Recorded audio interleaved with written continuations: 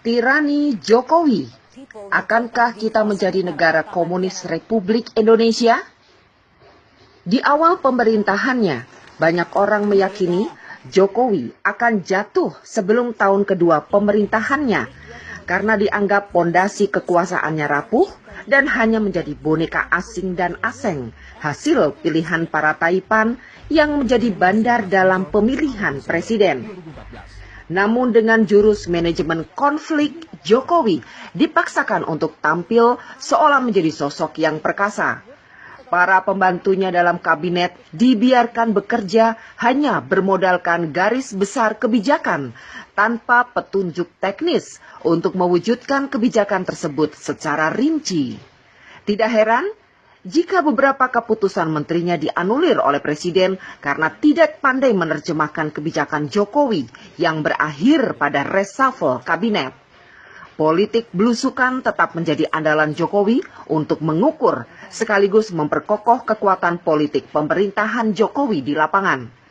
Sedangkan politik makan siang yang menjadi andalan Jokowi sejak menjadi wali kota Solo kini dijadikan langkah oportunis Jokowi dalam merayu partai anggota koalisi Merah Putih maupun tokoh yang berseberangan dengan pemerintahan untuk bergabung menjadi satu kekuatan politik pemerintah. Setelah berhasil membungkam lawan politik dan mengunci pembantunya, Jokowi lantas memamerkan kekuasaannya baik sipil maupun militer sebagai panglima tertinggi untuk memperingatkan lawan politik maupun tokoh yang menentang kebijakannya. Langkah kompromi dan oportunis menyisakan satu langkah lagi bagi Jokowi untuk berubah wujud menjadi diktator, penguasa rakus yang otoriter, absolut, korup, dan menindas, yaitu menjadikan rakyat sebagai alat pemukul pada lawan politik maupun pihak-pihak yang berseberangan dengan kebijakannya.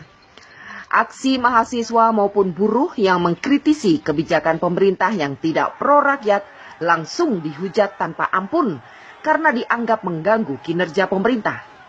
Tuntutan jutaan umat muslim yang menginginkan keadilan ditegakkan atas perlakuan Ahok menista ayat suci Al-Quran tidak direspon dengan baik, malah Presiden Jokowi terkesan melindungi penista agama dan berpotensi menimbulkan persoalan yang lebih besar lagi.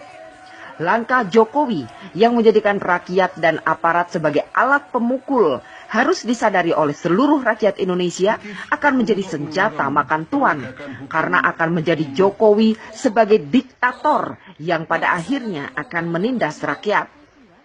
Sebetulnya kuncinya cuma satu. Semua perwakilan umat Islam dan tokoh-tokohnya mintalah kepada TNI agar melindungi rakyat dan negara serta tidak menjadi alat kekuasaan. TNI akan berada di belakang rakyat bila rakyat memintanya, karena sesungguhnya TNI lahir dari rakyat dan sumpah setia TNI pada negara dan rakyatnya bukan kepada pemerintah atau kekuasaan.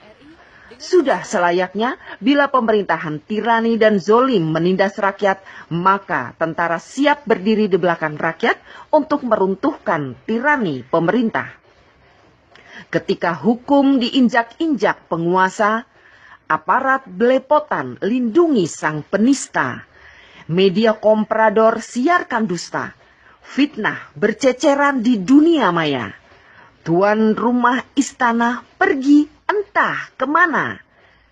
Hari ini di negeri kami rasakan denyut nadi revolusi, menggerakkan hati nurani, bersiap melawan tirani. Akankah Jakarta ditiananmenkan? Mungkinkah 5 juta rakyat Indonesia digilas tank? Akankah NKRI menjadi negara komunis Republik Indonesia? Mungkinkah Jokowi memilih poros Beijing? Kita tunggu 2 minggu ke depan. Ningjing melaporkan dari Beijing.